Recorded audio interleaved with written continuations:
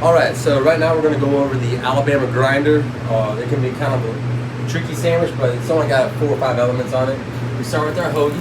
Now, the hoagies you don't have to put weight on, because I mean they will immediately, as soon as they start to get tender, if there's weight on top, they'll turn into these little shingles that are way too crunchy to eat eat a proper sandwich on.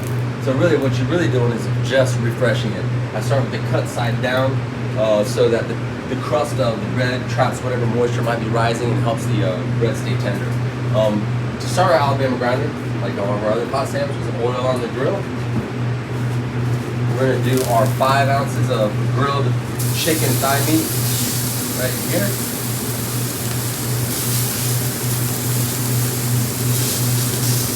See, all the chicken is pre-cooked and it's also seasoned with the Moe's Universal Seasoning. By volume, you want to do the same amount of cabbage. I don't want to put 5 ounces of cabbage in weight, but there should be equal amounts of cabbage. And some people go real light on the cabbage. I'm not sure why. In fact, I'm going to go just a little bit more here.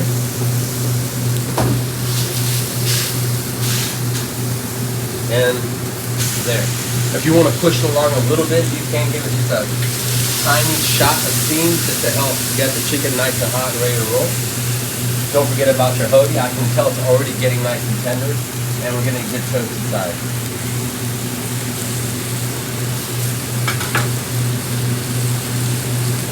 Great.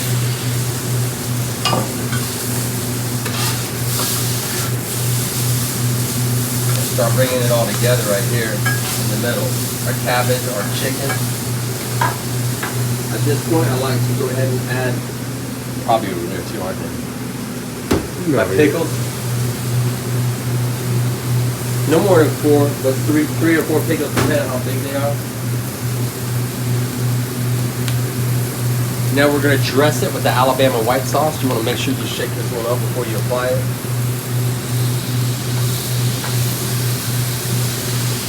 And then we add our 1 ounce of pepper jack cheese in the lid. Now this is one sandwich at this point where I generally don't add more water, because as the Alabama white sauce gets warmer, it'll get looser, it'll fall down in between all the cabbage, the chicken, and that steam that generates will melt the cheese. So as we're waiting for the cheese to fully melt, and you do want to be patient with that, nothing worse than having a hot sandwich with cold cheese on it. We put our smoked tomato jam. This one is made in-house. Now this jam right here is actually a little on the loose side. It could be a little thicker and reduced, and that is something that we'll cover in another video. Alright, we are ready to sell.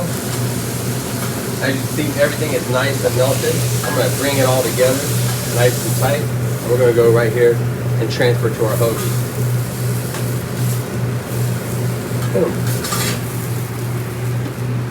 Now here's one tiny little corner I'll give you all, because of the way that we do wrap sandwiches. When you wrap the hoagie, or when you go to cut the hoagie, don't fold it and then cut it. Leave it open faced, then cut it. Because then you can bring it together and it still looks nice, right? Leave it open faced because you're not squeezing all the filling out. When I go to wrap it, I bring my points together here, close it up on the edges, all the way over.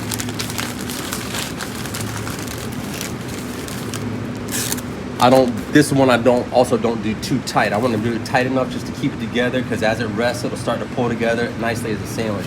But this is how our hoagies should look once they're nice and wrapped. Again, not too tight.